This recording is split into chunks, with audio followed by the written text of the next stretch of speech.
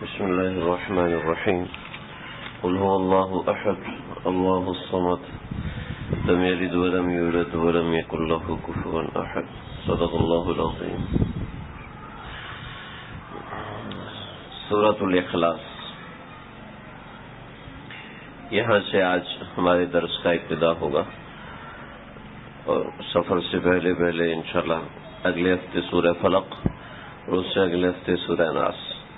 انشاءاللہ ان 3 سورتوں کا درس ان 3 ہفتوں میں ہوگا. اس کے بعد پیچھے چلتے ہوئے وہ صورتیں جو ہم نماز میں تلاوت کرتے ہیں وہ صورتیں آ جائیں گی. اس کے بعد پھر ابتدا پارے سے ترتیب شروع کریں گے. یہ انشاءاللہ ارادہ ہے. اب دعا فرمائیں کہ اللہ تعالیٰ اس کو پایہ تکمیل تک پہنچائے. قرآن سمجھنے کی کوشش کرنا یہ کتنی بڑی دولت ہے. آقا صلی اللہ علیہ وسلم کے فرمان سے آپ اندازہ کیجئے. آپ نے فرمایا خیرکم تم میں سے بہترین کون ہے. آگے خود ہی فرمایا من علم خیرکم من کیسے خیرکم من علم القرآن خیرکم من تعلم القرآن وعلمہ. تم میں بہترین وہ ہے جو قرآن سیکھے اور قرآن علمہ سکھائے بھی. یعنی اللہ تعالیٰ جب ہر ہفتے کائنات کے بہترین لوگوں کو بلاتے ہیں تو ان لوگوں کو اپنے سامنے رکھتے ہیں کہ جو قرآن سیکھتے اور سکھاتے ہیں. تو درس میں شریک ہونا سکھانے سیکھنے دونوں کے لیے ان دونوں کے اعتبار سے جو درس میں شرکت کرنا ہے تو یہ سمجھ لیں کہ اللہ تعالیٰ کے حضور میں جو بہترین لوگوں میں ہیں ان میں ہمارا شمار ہوگا. شرط ہے کہ سیکھنے سکھانے کی نیت سے انسان بیٹھے. خیرکم آقا صلی اللہ علیہ وسلم فرمائے تم میں بہترین وہ ہے. تو یہ بھی قرآن سیکھنے کی ایک تھوڑی سی مشق ہے, ایک تھوڑی سی کوشش ہے. قرآن سکھانے کی ایک تھوڑی سی مشق ہے, تھوڑی سی کوشش ہے. ہمارا قرآن سے جتنا رابطہ مضبوط ہوگا اتنا اللہ سے رابطہ مضبوط ہوگا. قرآن سے جتنا رابطہ کمزور ہوگا اللہ سے رابطہ کمزور ہوگا. اور قرآن سے رابطہ مضبوط اس وقت ہوگا جب قرآن سمجھنے کی کوشش کی جائے, جب قرآن سیکھنے کی کوشش کی جائے. بے سمجھے پڑھنا بھی بڑا فائدے مند ہے, لیکن سمجھ کے پڑھنا کہ میرا اللہ مجھ سے کیا کہہ رہا ہے, سمجھ کے دیکھنا کہ میرا اللہ مجھ سے یہاں پر یہ فرما رہا ہے, تو اس کی لذت اور اس کی چاشنی یہ اور ہی ایک چیز ہے, ایک اور ہی ایک سوغات ہے جو سیکھنے کی کوشش کرے. لوگوں نے زندگیاں قرآن سیکھتے گزارتی ہیں. بسم اللہ الرحمن الرحیم. قل هو اللہ احد.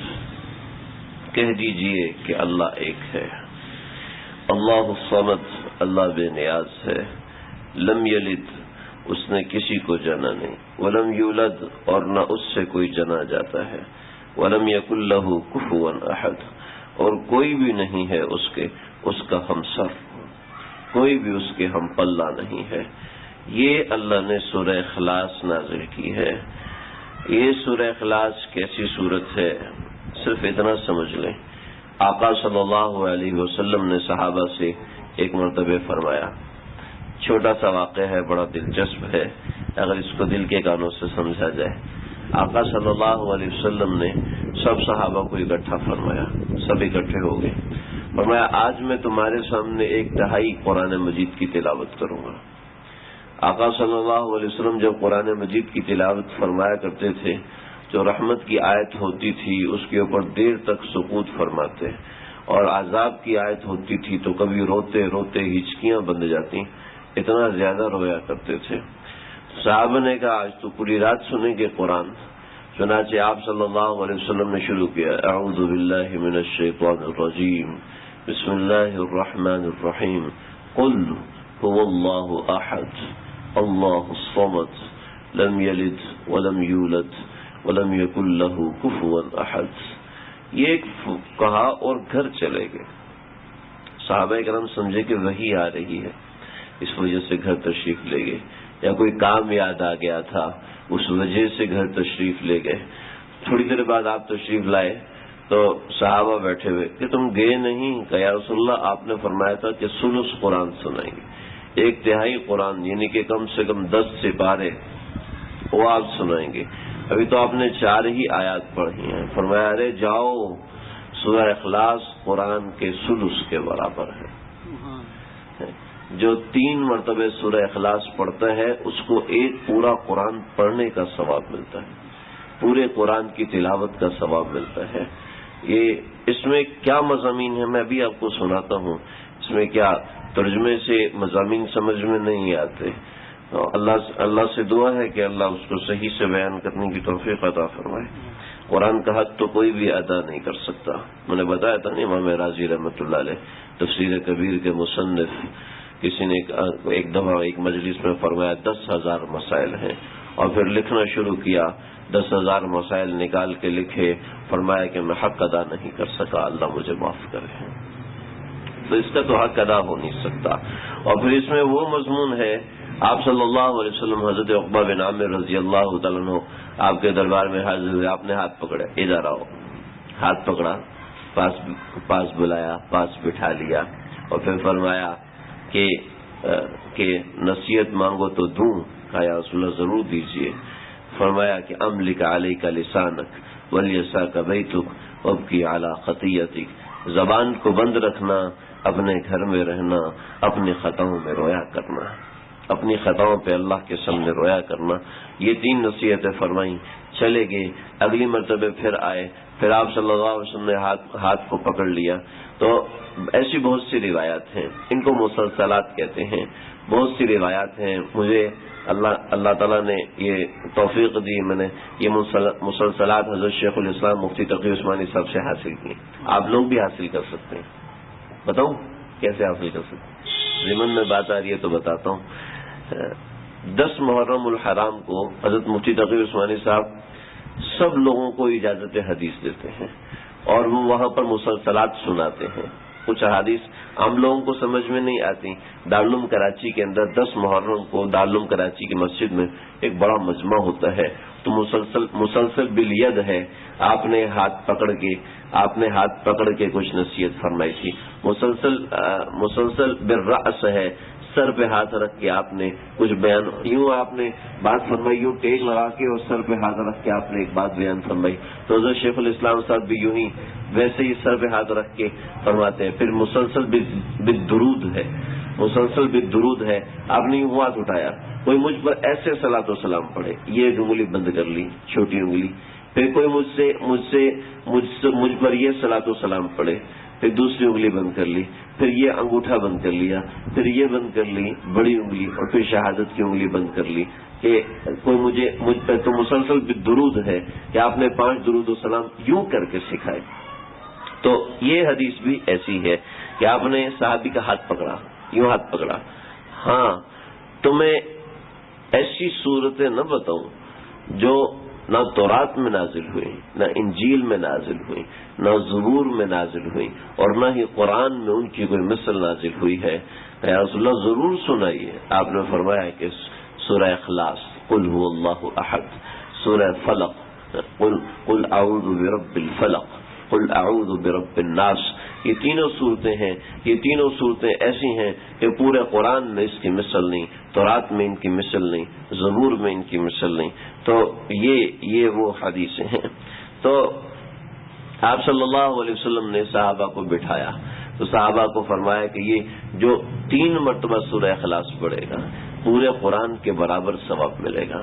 پھر من قرأ قل هو اللہ احد 10 مرات حتی یختمها بنى اللہ له قصرا فی الجنہ، کہ جو سورہ اخلاص 10 مرتبہ پڑھ لیتا ہے، سورہ اخلاص 10 مرتبہ پڑھ لیتا ہے، اللہ 10 مرتبہ پڑھنے کی وجہ سے اس کے لیے جنت میں ایک محل بنا دیتے ہیں۔ آگے جو محل بنانے کی تفصیل ہے اس کی روایت کچھ ضعیف ہے، لیکن محل ضرور بنتا ہے اس کے لیے۔ اور جنت کے اندر جو محل ہے، دنیا کے اندر تو کوٹھی تھوڑی سی بڑی ہوتی ہے، فلیٹ چھوٹا ہوتا ہے، اور بنگلہ اس سے بڑا ہوتا ہے، اور محلہ بہت بڑا ہوتا ہے۔ اور جنت کا محلہ کتنا ہوگا اب خود تصور کر سکتے ہیں۔ تو بہت بڑا محل ہے. ایک روایت میں 60,000 دروازے اس محل کے ہوں گے. تو خیر اور بھی روایت ہیں. تو میں نے آپ کے سامنے مثال کے طور پر اللہ کے نبی کو سورہ اخلاص کتنی پسند تھی.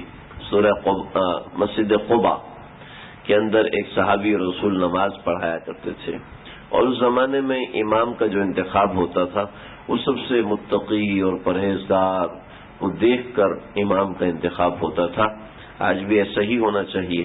بہرحال اس زمانے میں صحابہ کے اندر وہ صحابی جو سب سے زیادہ تقوی میں آگے ہوتا تھا اس کو مصلی پہ کھڑا کرتے تھے.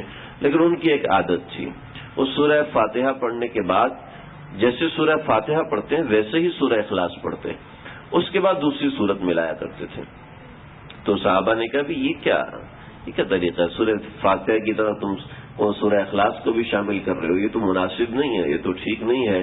آپ صلی اللہ علیہ وسلم کو شکایت کی، آپ نے بلایا اور فرمایا کہ تم سورہ اخلاص سورہ فاتحہ کے بعد کیوں پڑھتے ہو؟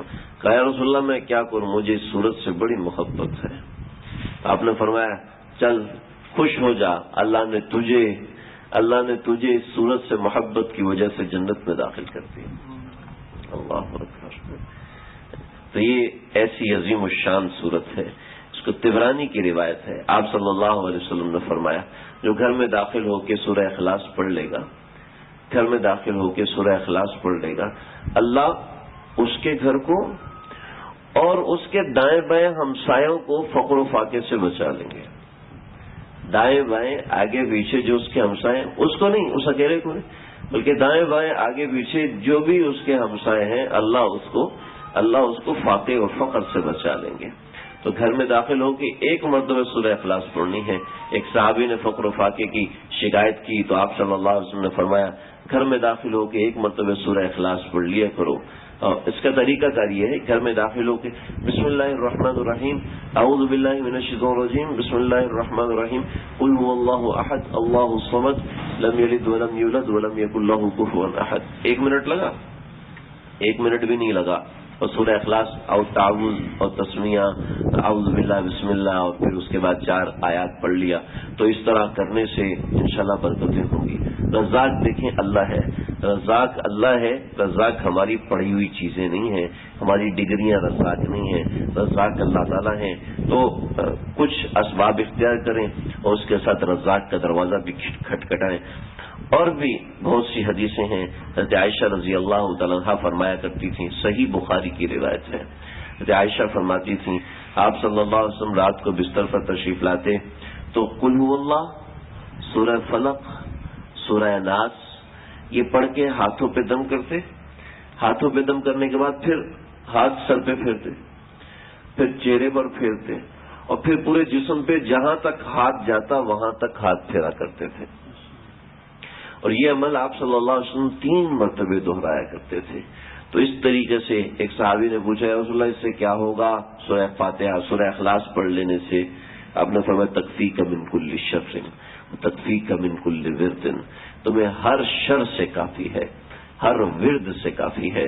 کیسے شر سے کافی ہے؟ حضرت علی رضی اللہ تعالیٰ عنہ کا قول ہے، ایک قول ہے کتابوں میں لکھا ہے، اور ہو سکتا ہے حدیث بھی ہو لیکن مجھے اس کی تصدیق نہیں ہے، اس وجہ سے میں صرف قول تک سنا رہا ہوں. اگر حدیث کی بھی میں نے پڑھا ہوا ہے لیکن میں تحقیق نہیں کر سکا، تحقیق ہوئی تو میں انشاءاللہ اگلی دفعہ بتا دوں گا. حضرت علی رضی اللہ تعالیٰ عنہ فرماتے ہیں کہ جو 20 مرتبہ صبح سورہ اخلاص پڑھ لے، 20 مرتبہ صبح کے وقت سورہ اخلاص پڑھ لے، دن کے ہر شر سے بچ جائے گا، حتیٰ کہ گناہوں سے بھی بچ جائے گا. کوئی شخص تنگ ہو کہ گناہ نہیں چھوٹ رہا، کوئی شخص تنگ ہو کہ فلاں چیز کی پابندی نہیں ہو رہی، 20 مرتبہ سورہ اخلاص پڑھ لے، انشاءاللہ اللہ تعالیٰ اس کو نجات عطا فرمائیں گے. دیکھیں کلمات میں طاقت ہوتی ہے. ایک کلمہ ہے الف، ایک کلمہ ہے با میں 1 نقطہ ہے، دا میں 2 نقطے ہیں، سا میں 3 نقطے ہیں، جیم میں نقطہ ہے لیکن اس کے اندر ہے، سا کے اندر نقطہ نہیں ہے، با کے اندر نقطہ نہیں ہے، اور الف بغیر نقطے والا، لیکن جیم کے اندر آ کے نقطہ بن جاتا ہے. اور جیم کے نقطہ کہاں؟ اس کے پیڑ میں نقطہ ہوتا ہے، اور نون کے سر پہ نقطہ ہوتا ہے. تو جو نقطہ ہوتا ہے، نقطہ جو ہوتا ہے وہ لفظ کی طاقت کو کمزور کر دیتا ہے، اور جو نقطہ، جس لفظ میں نقطہ نہیں ہوتا وہ لفظ زیادہ طاقتور ہوتا ہے۔ چنانچہ جب مرحب کو پتہ چلا کون آیا ہے میرے مقابلے میں، تو کہا علی۔ جب کہا علی تو مرحب کے ہاتھ سے دونوں تلواریں چھوٹ کے نیچے گر گئیں کہ علی کے نام میں ایسا روب تھا۔ دیکھیں علی کے نام میں کوئی نقطہ نہیں ہے۔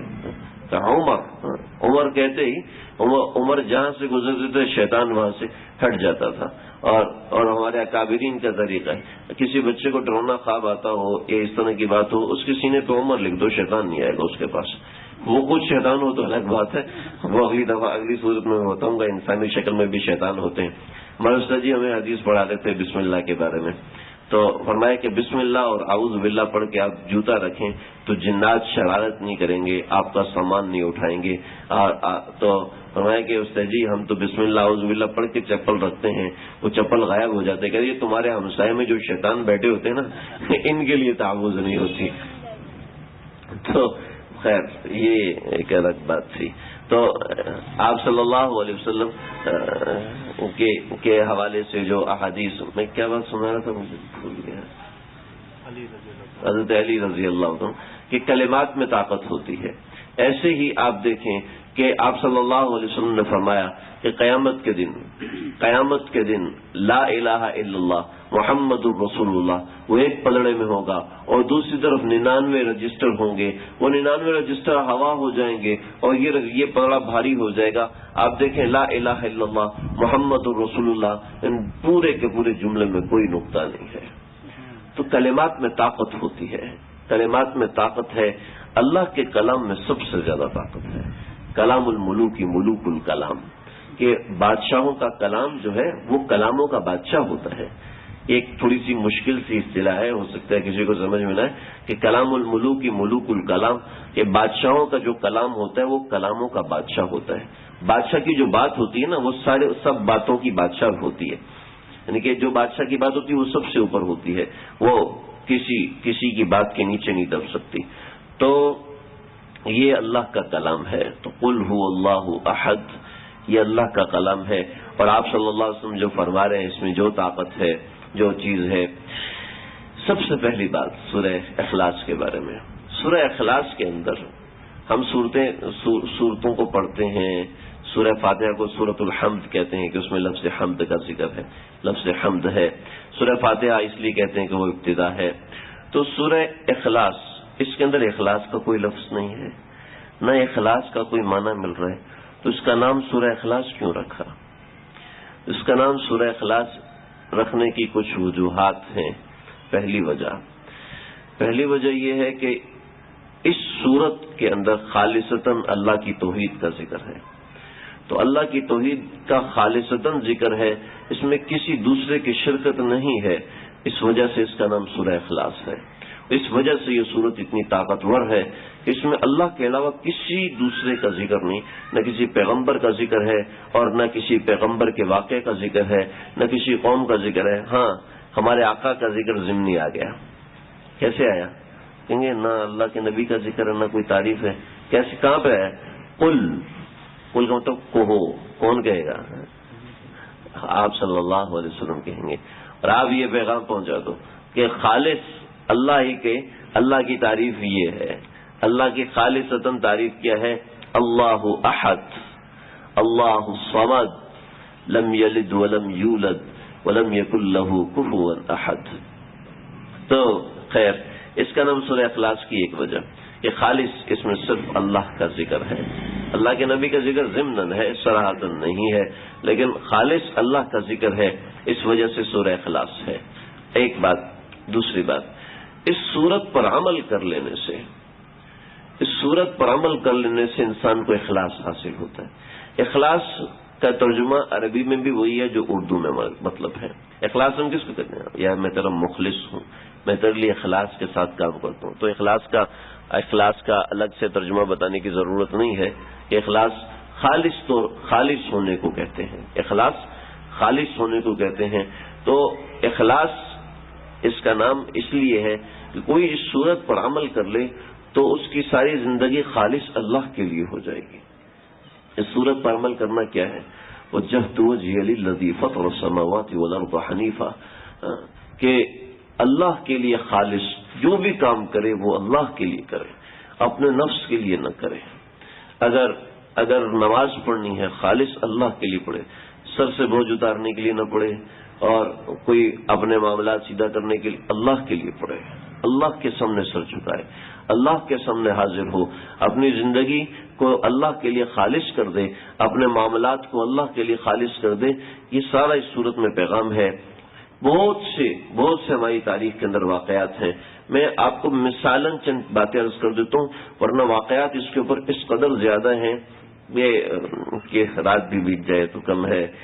ایک مثال بتا رہا ہوں، ہمارے اکابرین کے اندر ایک زمانے تک بے شمار اکابرین ایسے گزرے ہیں جنہوں نے صرف اور صرف توحید کی تعلیم کی ہے، صرف توحید کی۔ جیسے ہمارے ہاں میں خود الحمدللہ اپنی اصلاح کرواتا ہوں حضرت شیخ دامت برکاتہم سے، حضرت فیروز عبداللہ میمن صاحب دامت برکاتہم میرے شیخ ہیں، ایسے ہی ہمارے جمیع اکابرین، ہمارے بڑے اکابرین اصلاح کرواتے رہے۔ تو جو اصلاح کرنے والا ہوتا ہے وہ شیخ ہوتا ہے۔ شیخ اپنی ایک تعلیمات اپنے سالکین کو، اپنے متعلقین کو دیتے ہیں۔ تو جو شیخ تعلیمات دیتے ہیں اپنے متعلقین کو، اپنے جاننے والوں کو، اپنے اہل تعلق کو، تو وہ کسی خاص مقصد کے تحت ہوتی ہے۔ جیسے ہمارے ہاں ہر قسم کی تعلیمات ہوتی ہیں کہ ذکر اللہ کی تعلیم الگ ہوتی ہے، پھر اس طریقے سے نظر کی حفاظت کی تعلیم ہوتی ہے، اور مخلوط ماحول سے بچنے کی تعلیم ہوتی ہے، اور ناجائز چیزوں سے بچنے کی تعلیم ہوتی ہے، حرام سے بچنے کی تعلیم ہوتی ہے، اور ان تعلیمات کی تاکید ہوتی ہے۔ ایسے ان بزرگان دین کے ہاں صرف اور صرف توحید کی تعلیم ہوتی تھی۔ تو کیا باقی چیزوں کی تعلیم نہیں ہوتی تھی؟ صرف توحید کی تعلیم ہوتی تھی، اس سے نماز بھی صحیح ہوتی تھی۔ صرف توحید کی تعلیم ہوتی تھی، اس سے نظر کی حفاظت بھی ہوتی تھی۔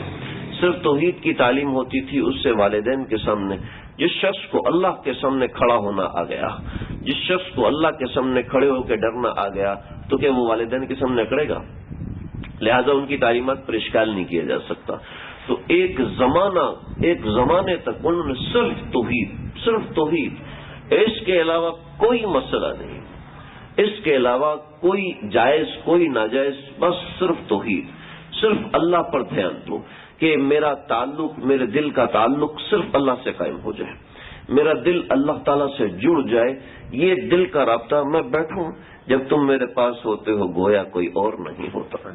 جب بندہ اللہ کہے تو اللہ اس کو یاد آ جائے۔ ابو معلقہ رضی اللہ تعالیٰ عنہ، یہ ایک صحابی ہیں، حضرت عمر رضی اللہ تعالیٰ کے زمانے میں مال تجارت لے کے آ رہے تھے، تو ایک ڈاکو آیا اور ڈاکو نے آ کے سارا مال چھینا، کہ لے جاؤ سارا مال لے جاؤ، مجھے چھوڑ دو۔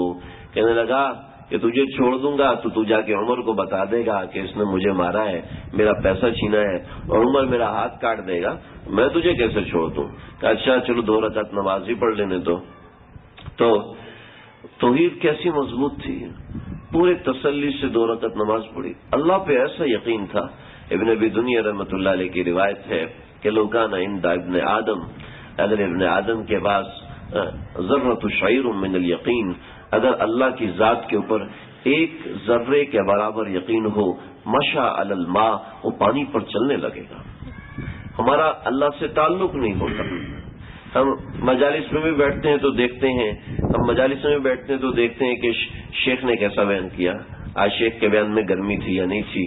ہم مجالس میں بیٹھتے ہیں تب بھی یہ دیکھ رہے ہوتے، اللہ سے تعلق میرا کتنا بڑا، میں اپنے سینے پہ نظر کروں، اپنے دل پہ نظر کروں، میرے نفس نے کتنا فائدہ اٹھایا، میرا دل اللہ سے کتنا جڑا، میرا دل قرآن سے کتنا جڑا، میرا دل مسجد سے کتنا جڑا، میرا دل مسجد سے کتنا لگا، میرا دل جائز اور ناجائز سے کتنا لگا۔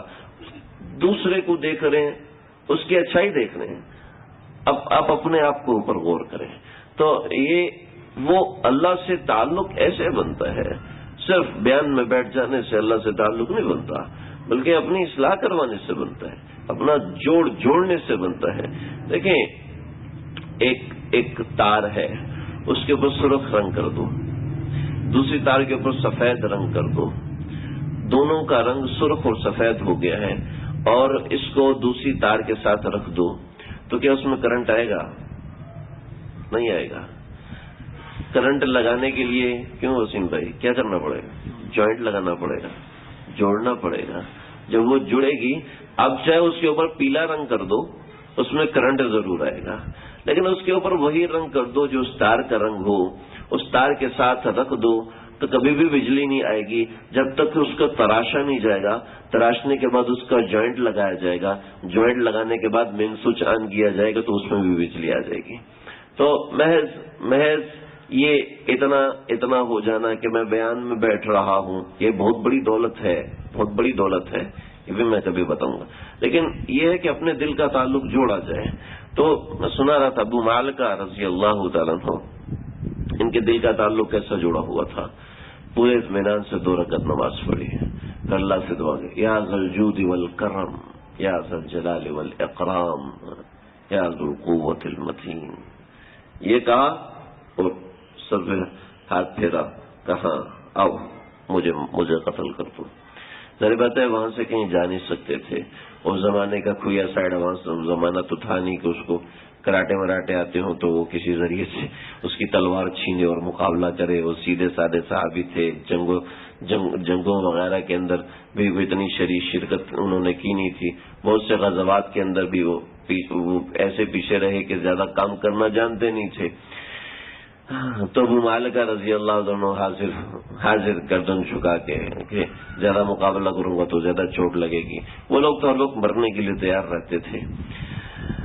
تو تلوار نکالی، آواز لا تقتلوا، تو دیکھا کوئی بھی نہیں. پھر تلوار اٹھائی، کہ میرا شاید وہم ہے. پھر تلوار نکالی، لا تقتلوا، قتل مت کرو اسے. پھر دیکھا، پھر تیسری مرتبہ پھر لا تقتلوا. تو اب دیکھا تو کوئی بھی نہیں، لیکن گھوڑے کے دوڑنے کی آواز آ رہی ہے. دیکھا یہ کہاں سے آ رہا ہے؟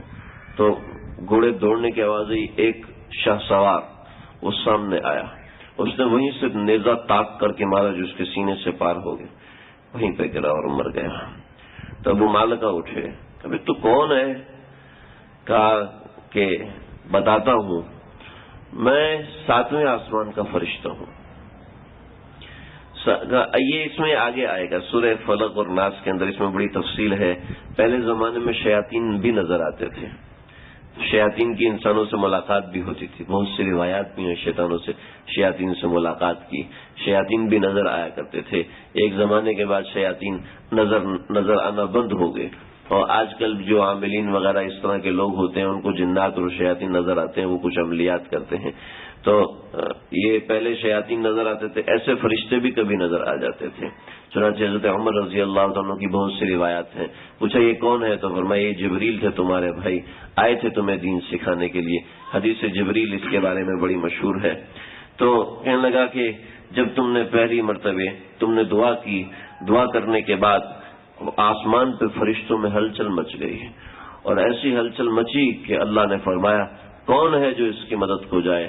تو پہلی مرتبہ اس نے تلوار اٹھائی تو میں نے 7ویں آسمان سے بولا تھا لا تقتلوا، قتل نہیں کرنا اس کو. پھر دوسری مرتبہ تلوار اٹھائی تو میں پہلے آسمان پر پہنچ گیا. پھر تیسری مرتبہ تلوار اٹھائی تو میں نیچے پہنچ چکا تھا، اور تمہارے سامنے ہے سارا قصہ.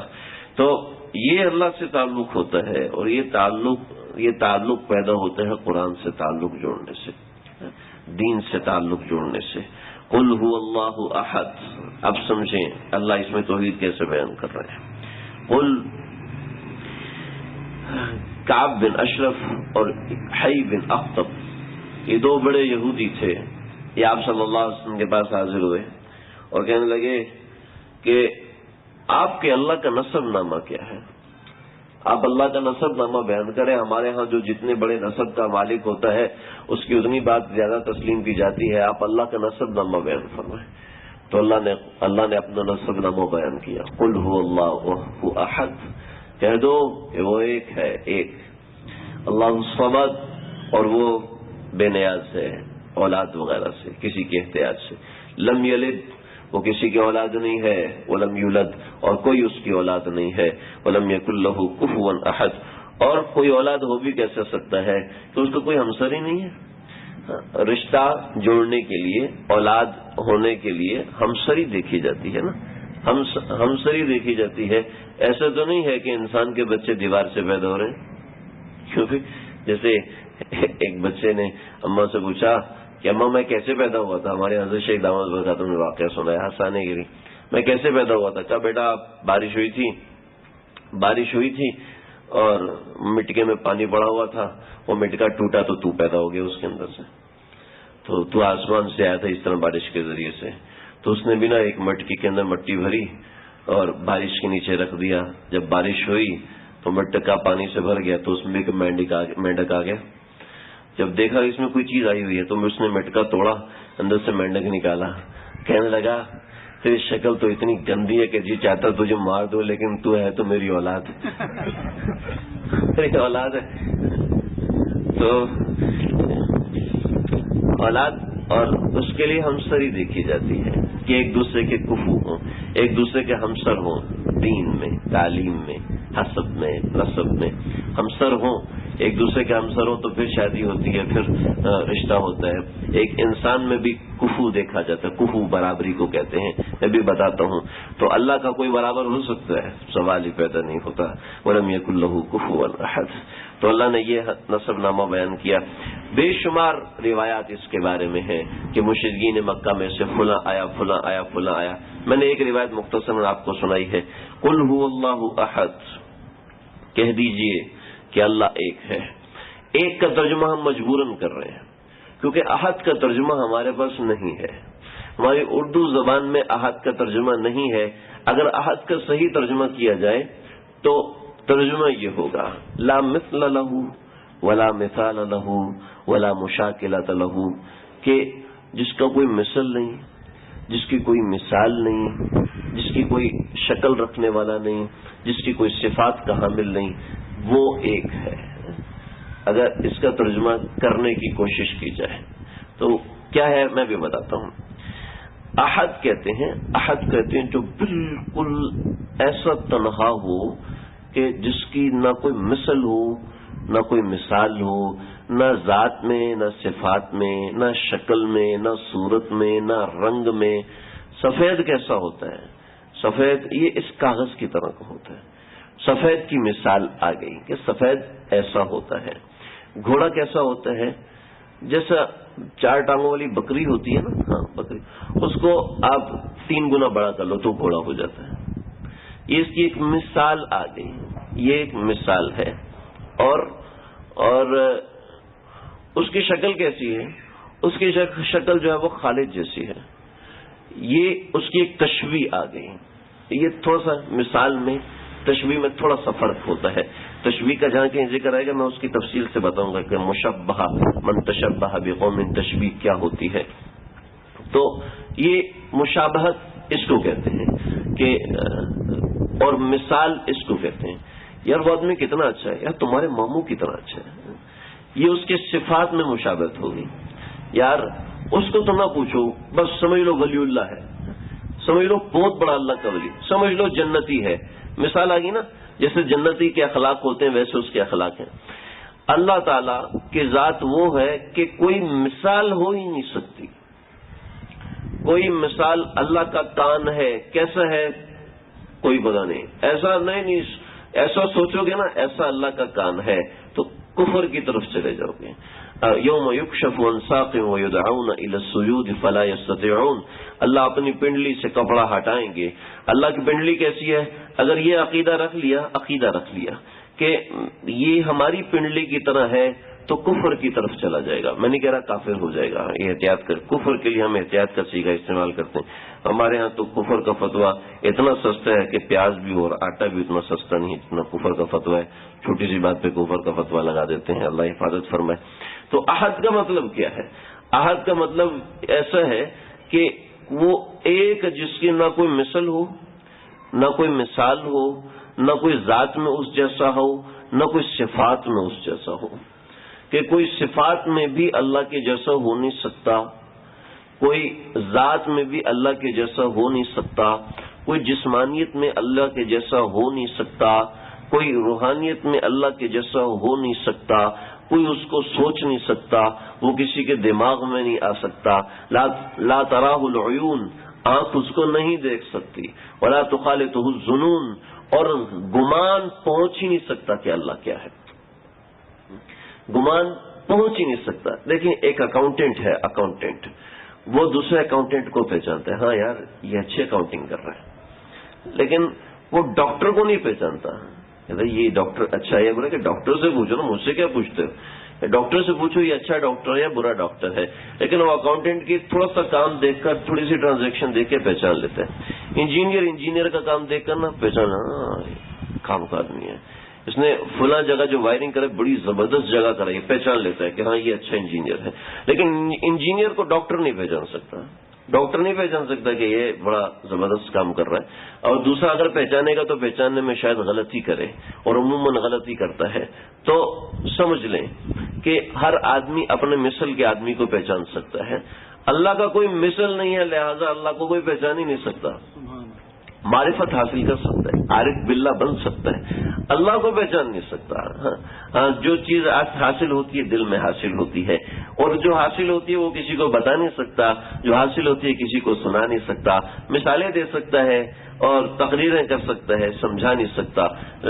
وہ چیز ایسی ہے لا تخالطہ الظنون کہ انسان کا گمان بھی اللہ کی ذات تک نہیں پہنچ سکتا. یہ ہے احد. احد کے اندر یہ معنی ہے جو میں نے تھوڑا سا مختصر آپ حضرات کو بتا دیا. اللہ اکبر. تو قل هو اللہ احد، کہہ دیجئے کہ اللہ احد ہے. عرب اسی وجہ سے قرآن کے سامنے عاجز تھے، گھٹنے ٹیکے ہوئے تھے. احد کے مقابلے میں کون سا لفظ لے کر آئے؟ احد کے مقابلے میں کوئی لفظ نہیں ہو سکتا. مسلمہ کذاب وہ کہہ رہا ہے میں نے قرآن کی مثال بنائی ہے، قرآن کا مقابلہ کیا ہے. کیا کیا ہے ذرا بتاؤ. الفیل ملفیل وما ادراک ملفیل خرطومہ طویل عنقہ عریض. چپل اتار کے مارے ہیں تو قرآن کا مقابلہ اپنی فوڑ قسم کے الفاظ سے کر رہا ہے. الفیل ملفیل، ہاتھی. وما ادراک ملفیل، تمہیں کیا پتا ہاتھی کیا ہوتا ہے. خرطومہ طویل، اس کی ایک سونڈ لمبی ساری ہوتی ہے. عنقہ عریض، اس کی گردن موٹی ساری ہوتی ہے. انہیں اٹھا کے چپل مارنا شروع کرے. شرم نہیں آتی تجھے؟ تو اس کے پھوڑ قسم کے الفاظ سے قرآن کا مقابلہ کر رہا ہے. تو عرب اسی وجہ سے عاجز تھے کہ احد کے سامنے کوئی معنی ہو ہی نہیں سکتا. احد کا کوئی اور مطلب، کوئی اور مد مقابل لفظ آج تک کوئی لا نہیں سکا. آج بھی کوئی لے آئے کسی دوسری زبان میں لے کر آ جائے، نہیں لا سکتا. احد کی تشریحات تو کر سکتا ہے لیکن اس کا مطلب، اس کے مقابلے کا لفظ نہیں لا سکتا، مقابلے کا لفظ نہیں لا سکتا. تو یہ قرآن نے اس طریقے سے عاجز کیا تھا. کہہ دو کہ قل هو اللہ هو احد، اللہ اکیلا. کیسا اکیلا؟ اکیلا کا ترجمہ ہم مجبوری سے کر رہے ہیں. تو کوئی شخص یہ کہ میں اپنے کاروبار کا اکیلا مالک ہوں، تو اس کا عربی میں ترجمہ کیا جائے گا واحد مالک ہوں، واحد مالک ہوں. احد مالک نہیں کہہ سکتا. اس لیے احد کوئی اپنا نام رکھنا چاہے تو نہیں رکھ سکتا. اگر رکھے گا تو عبد الاحد رکھے گا، احد نام نہیں رکھ سکتا، کیونکہ احد کی صفت صرف اور صرف اللہ کے ساتھ خاص ہے. اللہ کے علاوہ کسی میں احد کی صفت آ نہیں سکتی. کہ ہر انسان اس کی کوئی نہ کوئی مثال ہوتی ہے، ہر چیز کی کوئی نہ کوئی مثال ہوتی ہے، چاہے وہ کیسی ہی چیز کیوں نہ ہو. دودھ ہے اس کی مثال پانی ہے، شہد ہے اس کی مثال چینی ہے، شہد ہے اس کی مثال مٹھاس ہے. ہر چیز کی بے شمار مثالیں ہوتی ہیں، بے شمار مثالیں ہوتی ہیں. سوائے ایک اللہ کی ذات کی اس کی کوئی مثال نہیں، اس کی کوئی نقل نہیں، نہ ذات کے اندر نہ صفات کے اندر. اللہ الصمد، اللہ الصمد، اللہ بے نیاز ہے. بے نیاز کیا ہوتا ہے؟ ہماری تو اردو بھی اصل میں بڑی ایسی کمزور ہوتی ہے کہ ایسے الفاظ کا ترجمہ بھی نہیں آتا. بے نیاز کا مطلب ہے مستغنی. یہ بے نیاز کا ترجمہ اور مشکل لفظ سے کر دیا. مستغنی اس لیے کیا کہ ہم سنتے ہیں غنی، غنی غنی سنتے ہیں نا، غنی کو بہت مالدار، جس کو پیسے کی پرواہ نہ ہو، اس کو غنی کہتے ہیں. غنی اور سخی میں فرق ہے، غنی اور سخی میں فرق ہے. غنی وہ ہوتا ہے، سخی وہ ہوتا ہے جو مال کو اپنا کمایا ہوا مال سمجھ کے خرچ کرے، اور غنی وہ ہوتا ہے جو مال کو اپنا سمجھ کے خرچ نہ کرے، اللہ کا دیا ہوا سمجھ کے خرچ کرے. چنانچہ حاتم تائی سخی تھے، سخاوت تھی اس کے اندر، اور عثمان غنی تھے. کہ وہ اپنا مال جو ہے اپنا مال سمجھ کے خرچ نہیں کرتے تھے، اللہ کا دیا ہوا مال سمجھ کے خرچ کرتے تھے کہ یہ اللہ کا ہے۔ آپ صلی اللہ علیہ وسلم نے بندہ بھیجا، یہ حبشی جاؤ جی جاؤ عثمان کے پاس جاؤ، عثمان کے دروازے پہ پہنچے، ٹک ٹک ٹک، دروازہ کھٹکھٹایا تو اندر سے آواز، تو نے تیل اتنا زیادہ ڈال دیا، یہ اتنا فضول خرچی کرتی ہے، اتنا زیادہ پیسہ خرچ کر دیا، اس تیل کا کی جگہ تھوڑا تیل استعمال ہوتا تو کیا تھا، اتنی موٹی بتی جلائی، اتنی زیادہ روشنی ہو رہی، تھوڑی سی بتی جلانی تھی گزارا ہو جاتا ہے۔ یہ تو کنجوس ہے، یہ تو اپنی بیوی کے سامنے اتنی سی بتی کے اوپر مقابلے کر رہا ہے اور ہمیں کیا دے گا۔ واپس جانے لگے حضرت عثمان، واپس چلے گئے، آقا صلی اللہ علیہ وسلم کے پاس پہنچے، یا رسول اللہ وہ تو اپنی بیوی جو آپ کی بیٹی ہے اس سے ایسا مقابلہ کر رہا ہے، مجھے کیا دے گا۔ ہاں تمہیں سمجھنے میں غلطی ہے، جاؤ۔ یہ ایک آدمی تھے جو کہ پوری کی پوری ملٹی نیشنل کمپنی تھے، ملٹی نیشنل کمپنیوں کے پاس اتنا مال نہیں ہوگا جتنا ایک عثمان کے پاس مال تھا۔ ایک عثمان کے پاس، عثمان کی وراثت جس آدمی کو ملی، اس آدمی نے ایک قافلہ حضرت عمر کے لیے بھیجا، جس کا پہلا اونٹ مدینہ میں تھا، آخری اونٹ شام میں تھا، کئی 100 میل کے فاصلے تک اتنا لمبا قافلہ اونٹوں کا بھیجا۔ یہ حضرت عثمان کی وراثت میں سے تھے۔ عبد الرحمن بن عوف، ان کا مال حضرت عثمان سے کم تھا، جب ان کا انتقال ہوا ہے تو ان کے انتقال کے اندر 3 ارب دینار روپے، 3 ارب۔ کون سی کمپنی کے ایک آدمی کے پاس یا 10 بندوں کے پاس کتنا شیئر ہے کہ جو 3 ارب تک پہنچاؤ؟ اور پھر گھوڑے الگ، یہ صرف دینار ہے، اور دینار کو ذرا ضرب دیں، ایک دینار 4 ماشے سونے کا ہوتا تھا، 3 ارب دینار کو ذرا 4 ماشا سونے کے پیسے لگائیں تو کتنا بنتا ہے؟ کوئی ملٹی نیشنل کمپنی اتنا کماتی ہے؟ تو حضرت عثمان یہ لوگ اتنا مال رکھتے تھے، آئے دوبارہ آئے، دروازہ کھٹکھٹایا، کیا ہوا جی؟ اللہ کے نبی نے بھیجا ہے۔ اچھا کس لیے؟ حاجت پوری کرنے کے لیے بھیجا ہے۔ میں آ جاؤ، لے کر آئے اور ان کے لیے اونٹ بھرا، خادم سے کہا اونٹ بھرو، اس نے اونٹ بھرا، ادھر سے لے کے گئے استبل میں، 10,000 گھوڑے بندھے ہوئے ہیں۔ گھوڑا اس زمانے کی لینڈ کروزر تھی، تو 10,000 لینڈ کروزر کھڑی ہوئی ہیں۔ کسی کا اتنا بڑا وہ کیا کاروں کا جو شو روم ہوتا ہے، 10,000 گھوڑے بندھے ہوئے ہیں اور لے کے گئے، ایک چکر، دوسرا چکر، تیسرا چکر، ہاں کون سا گھوڑا لینا ہے؟ کہ آپ بتائیں کون سا مجھے دینا پسند کریں گے؟ کہا کہ آؤ میرے ساتھ، ہاتھ پکڑا، کہا یہ والا گھوڑا، کہ اللہ کی قسم میں نے بھی یہی سوچا تھا، یہ بھی گھوڑا لوں گا۔ اور پھر 100 دینار، یا مجھے یاد نہیں پڑ رہا 100 دینار یا 1,000 دینار کی ایک تھیلی تھی۔ کہ سمجھ میں نہیں آیا، اب بیوی کے ساتھ اس بات پہ تو میں کر رہے تھے، تکرار کر رہے تھے، اور مجھے آپ نے مالدار کر دیا، اتنا مالدار کر دیا، میں 2 سال میں اتنا نہیں کما سکتا جتنا آپ نے مجھے دے دیا، تو یہ کیا ہے؟ کہ میں نے تجھے تھوڑی دیا ہے، جس کا مال تھا اس کو واپس کر دیا، وہ مجھے اس سے کئی گنا بڑھا کے دے دے گا۔ تو یہ مستغنی غنی، تو اس کو پرواہ نہیں ہے پیسے کی، اس کو پرواہ نہیں ہے۔ تو غنی کے اندر صرف ایک صفت ہوتی ہے نا، سمد وہ ہے کہ جس کی ہر صفت میں استغنا بھرا ہوا ہو، ہر صفت میں استغنا بھرا ہوا ہو، نہ اس میں سے کچھ نکل سکے نہ اس میں کوئی داخل ہو سکے، وہ اتنا مضبوط ہو کہ سب اس کے محتاج ہوں، وہ کسی کا محتاج نہ ہو۔ ہمارے ہاں ایک چیز بنتی ہے جس کو کہتے ہیں سمت بوند، یہ جان لگ جاتی ہے پھر لیک نہیں ہوتی، جان لگ جاتی ہے اس کے اندر پانی نہیں جا سکتا، اس کے اندر کوئی دوسری چیز نہیں، تو وہ یہیں سے نکالا کہ اتنی مضبوط ہو جاتی ہے، اتنی مضبوط ہو جاتی ہے کہ اس کے اندر کوئی دوسری چیز داخل نہیں ہو سکتی، یہ چیز کو ایسا مضبوط کر دیتی ہے، ایسے مضبوطی سے جوڑ دیتی ہے۔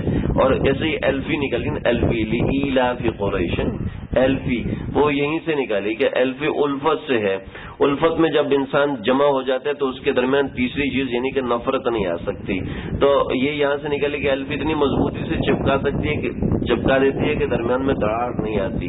تو یہ اللہ الصمد کا یہ مطلب ہے کہ جس کا ہر چیز میں استغنا ہو، ہر چیز میں بے نیاز ہو، چاہے ہم پوری رات عبادت کریں اس کو کوئی پرواہ نہیں، چاہے ہم پوری رات گناہ کریں اس کو کوئی پرواہ نہیں، اس کی ہم پوری زندگی عیش و نشاط سے اس کے دیے ہوئے رزق سے گزاریں تو اس کے مال کے اندر ایک ذرہ برابر کمی نہیں ہوتی. روایتوں میں آتے کتنی کمی نہیں ہوتی. فرمایا آپ صلی اللہ علیہ وسلم نے کہ اگر سمندر کے اندر بھائی ایک گلاس پانی ہے, اس گلاس پانی میں انگلی ڈبوئے اور نکال کے ایک قطرہ نیچے ٹپکا دیں, گلاس میں کتنی کمی ہے پتہ چلتا ہے؟ کوئی ناپ سکتا ہے؟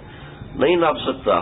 لیکن اللہ فرماتے ہیں کہ سمندر کے اندر انگلی ڈالو اور ایک قطرہ نکال کے باہر پھینک دو, تو سمندر میں جتنی ایک قطرے کی کمی آئی ہے ساری دنیا اپنی مرضی کی زندگی گزار لے, میں ان کو دیتا جاؤں تو میرے پاس جو مال ہے اس میں اتنی سی کمی بھی نہیں آتی.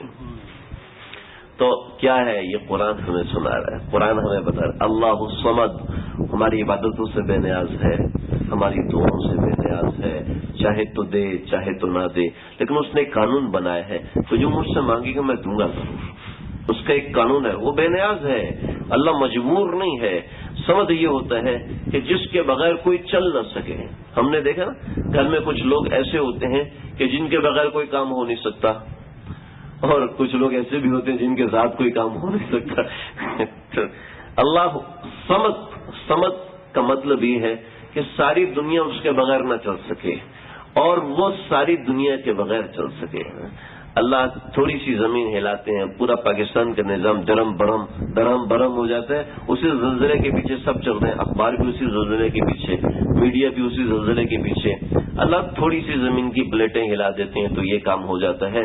بے نیاز ہے, وہ بے نیاز ہے. اور بے نیاز کے ساتھ اللہ نے ہمیں بتایا ہے کہ جو بے نیاز ہوتا ہے وہ اس کی زیادہ رعایت کرتا ہے جو جتنی زیادہ منتیں کرتا ہے.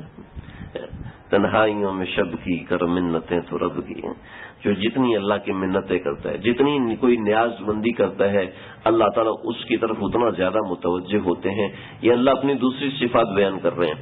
جو ایک طرف تو اللہ بالکل مستغنی ہے, بے نیاز ہے, کہ ایک واقعہ لکھا ہے کہ اگر اللہ تعالیٰ کی بے نیازی کو دیکھنا ہے تو وہ قوم نوح کے عمل کو دیکھو.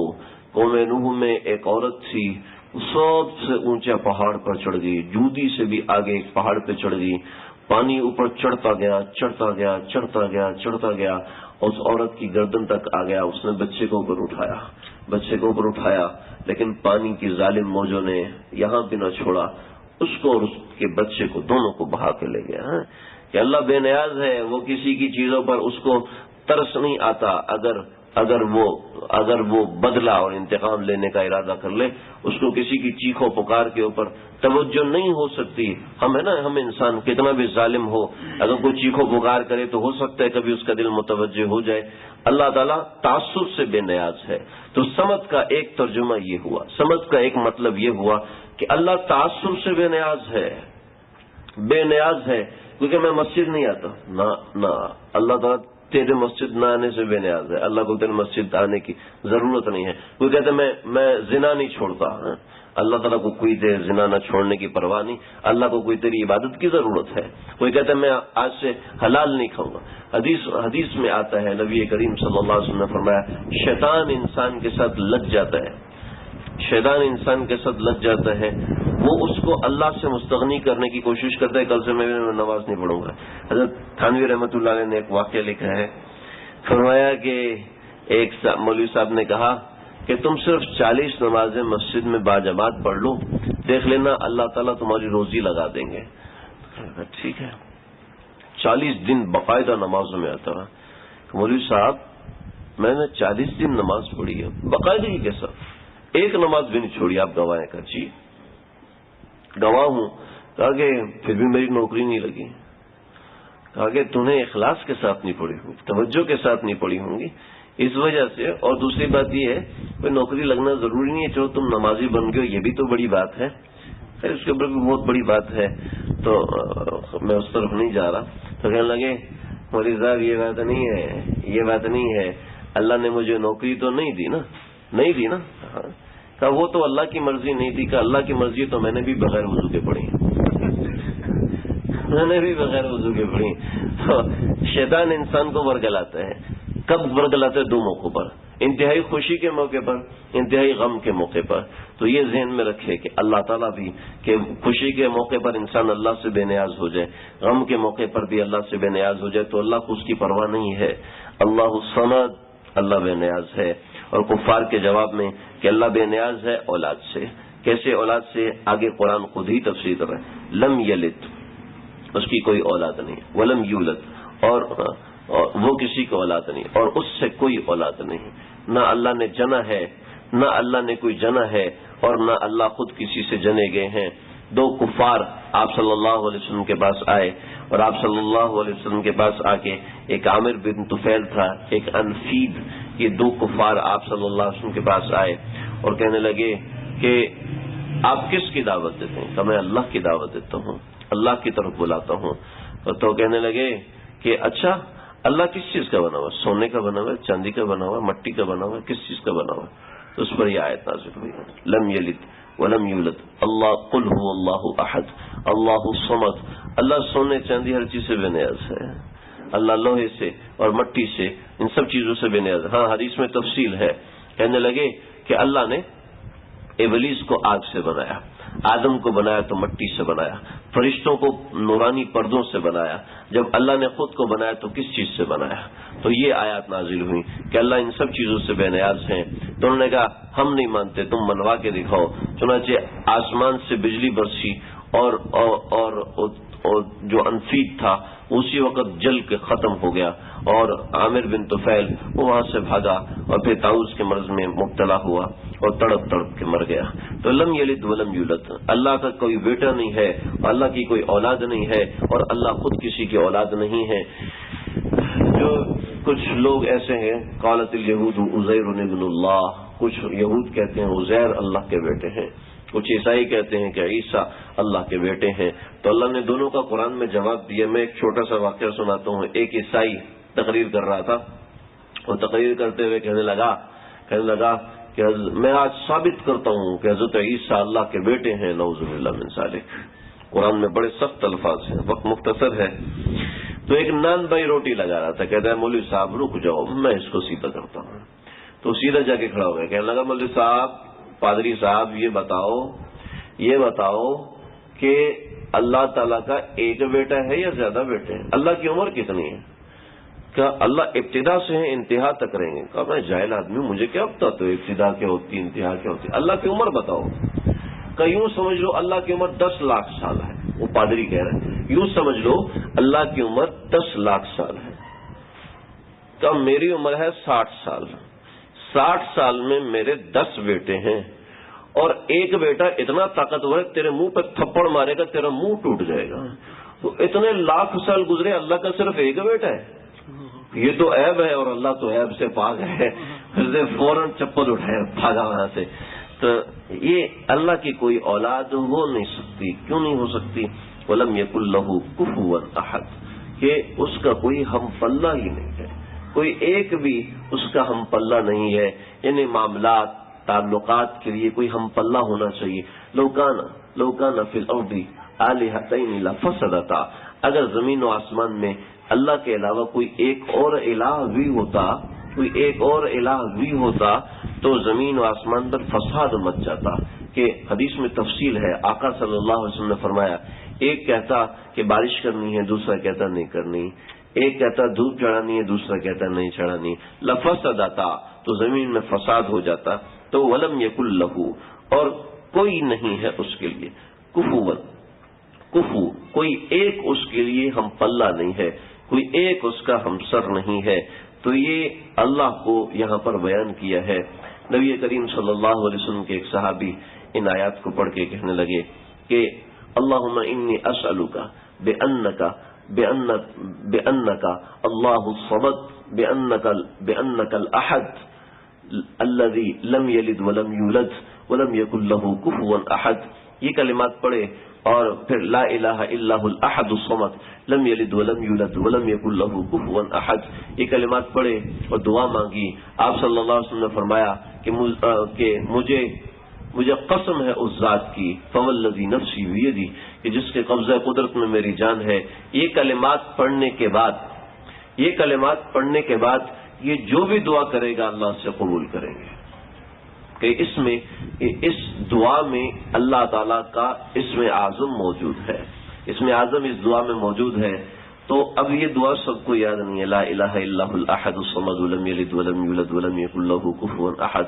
اگر یہ دعا کسی کو یاد نہیں ہے تو کوئی بات نہیں، سورہ اخلاص پڑھ لے اور اس کے ساتھ دعا پڑھ لے اور اس کے ساتھ اپنی دعا مانگ لے۔ سورہ اخلاص کے اندر وہ ساری چیزیں آ جاتی ہیں۔ اس نے جو دعا نکالی وہ سورہ اخلاص سے نکالی، وہ تو عرب تھے، ان کو تو کچھ اور کرنے کی ضرورت نہ تھی، تو یہ یہاں سے سورہ اخلاص پڑھ لے، اس کے ساتھ دعا مانگ لے۔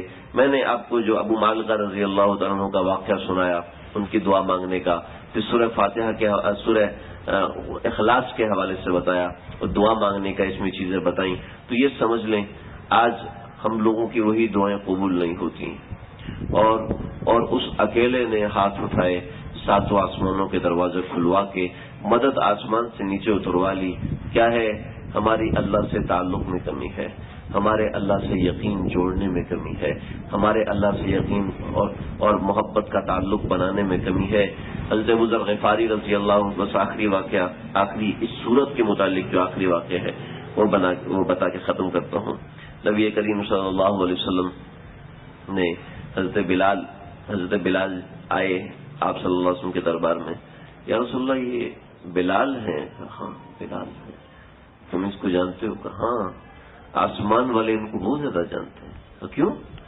تاکہ جب یہ مدینے کی زمین پہ چلتے ہیں تو ان کے پاؤں کی آواز اللہ جنتوں میں لے کر آتے ہیں، جنتوں میں ان کے چلنے کی آواز آتی ہے۔ یا رسول اللہ، آپ حضرت جبریل سے پوچھا کہ بھی ایسا کیوں ہے، کون سا عمل ہے؟ کائنی سے بلائیں اور پوچھیں۔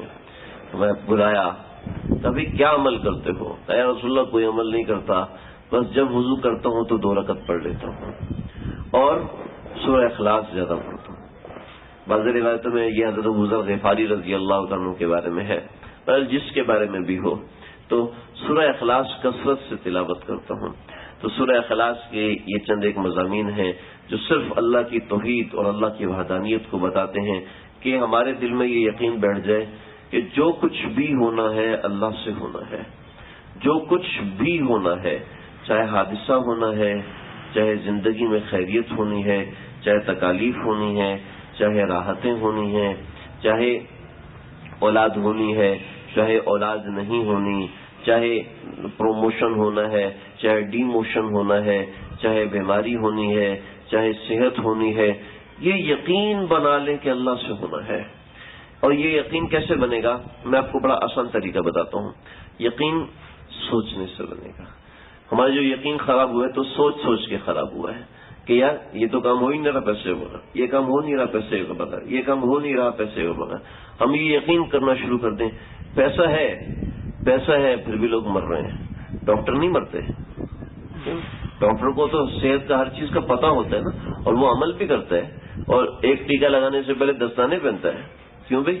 کرتے ہیں ڈاکٹر، اتنی احتیاط کرتے ہیں پھر بھی مر جاتے ہیں۔ کیوں مرتے ہیں؟ کس لیے مرتے ہیں؟ کس وجہ سے مرتے ہیں؟ کس لیے تو نہیں، کیسے مر جاتے ہیں جبکہ ہر چیز کا خیال رکھتے ہیں؟ مسئلہ یہ ہے کہ ڈاکٹروں کے کرنے سے نہیں ہوتا۔ اور لوگ پڑھے ہوئے نہیں ہیں، اور لوگ بھی ہماری ڈگری حاصل کیے ہوئے، ان کو اتنے پیسے کیوں نہیں ملتے جتنے ہمیں پیسے مل رہے ہیں؟ کیوں؟ کیونکہ رزاق اوپر بیٹھا ہوا ہے۔ اللہ تعالیٰ نے ہمارا رزق آسمانوں پر رکھا ہے، دنیا میں نہیں رکھا۔ ایسے ہی بس ہر معاملے میں سوچنا شروع کر دیں کہ یہ اللہ سے ہو رہا ہے۔ آپ یقین کریں آج جیسے ہمارا ایمان بنا ہوا ہے کہ پیسے سے ہوتا ہے، ایسے ہی ہمارا ایمان بن جائے گا کہ اللہ سے ہوتا ہے۔ جو جتنا زیادہ زور لگائے اتنا زیادہ کام ہوگا۔ اور یہ محنت کی بات تو ہے نہیں، بس صرف توجہ دلانا ہے، توجہ کو تبدیل کرنا ہے کہ میرے پیسوں سے روٹی نہیں آتی، میرے پیسوں سے سبزی نہیں آتی، میرے پیسوں سے کام نہیں بنتا۔ اللہ چاہے تو کام بن سکتا ہے، ورنہ پیسہ تو سب کے پاس ہے، لیکن وہ کیا کر رہے ہیں؟ وہ کوئی شوروا پی رہا ہے، کوئی اس سے اچھا کھانا کھا رہا ہے، کوئی پیسوں سے کھانا نہیں آتا اور پیسے سے عزت نہیں آتی، پیسے وہ اوپر بیٹھا ہوا ہے جو یہ سارا نظام چلا رہا ہے۔ یہ سورہ اخلاص کا خلاصہ اور مفہوم ہے۔ اللہ تعالیٰ مجھے آپ کو ہم سب کو سمجھنے کی توفیق عطا فرمائے۔ الحمدللہ رب العالمین والصلاۃ والسلام علی اشرف الانبیاء والمرسلین۔ اے اللہ ہمارے بیٹھنے کو قبول فرما لیجیے، آپ کے قرآن کے الفاظ کی ان تکرار کو فیض اپنے فضل و کرم سے قبول فرما لیجیے۔ اے اللہ یہ سورہ اخلاص کے اندر جو اخلاص ہے، میں بھی محتاج ہوں، ہم سارے محتاج ہیں۔ اے اللہ آپ کے دربار میں حاضر ہیں۔ اے اللہ ہی ہم سب کے زندگی کا حصہ بنا دیجیے۔ اے اللہ اس قرآن کو ہمارے زندگی کا جزو لازم بنا دیجیے، کسی ایک کو بھی محروم نہ فرمائیے۔ اے اللہ آپ نے اس کے اندر اپنی احدیت کا ذکر کیا، اپنی سمدیت کا ذکر کیا، اور اپنے ہم پلہ نہ ہونے کا ذکر کیا۔ اے اللہ یہ ہمارے دلوں میں اتار دیجیے، مخلوق کا دھیان ہمارے دلوں سے نکال دیجیے، مخلوق کے بارے میں غصہ، مخلوق کے بارے میں نفرتیں، مخلوق کے بارے میں عداوت، اے اللہ یہ سب ہمارے دلوں سے نکال دیجیے، محض اپنی محبت بھر دیجیے کہ آپ کے علاوہ تو سب غیر ہے، چاہے تقریر ہے، چاہے تصنیف ہے، چاہے بیان ہے، چاہے کوششیں ہیں، آپ ہیں تو وہ ساری چیزیں للہیت ہیں، آپ کے بغیر یہ ساری چیزیں خالی اور پھوکٹ ہیں۔ اے اللہ میں سمیت ہم سب کی اس کوششوں کو، کاوشوں کو قبول فرما لیجیے۔ اللہ اس گھر کے اندر، اے اللہ اس پلاٹ کے ذرے ذرے میں، اے اللہ اس گھر کے ذرے ذرے میں تجلیات جذب کو بھر دیجیے۔ اے اللہ تجلیات جذب کو بھر دیجیے، کسی ایک کو بھی محروم نہ فرمائیے۔ اللهم ربنا تقبل منا انك انت السميع العليم وتب علينا انك انت التواب الرحيم، وصلى الله تعالى على خير خلقه محمد وآله وصحبه اجمعين۔